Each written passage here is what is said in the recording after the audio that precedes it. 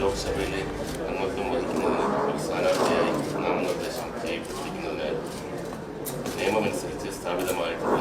Indian ഭരണഘടനയോട് ഞാൻ യഥാർത്ഥമായ വിശ്വാസവും കൂറും പുലർത്തുമെന്നും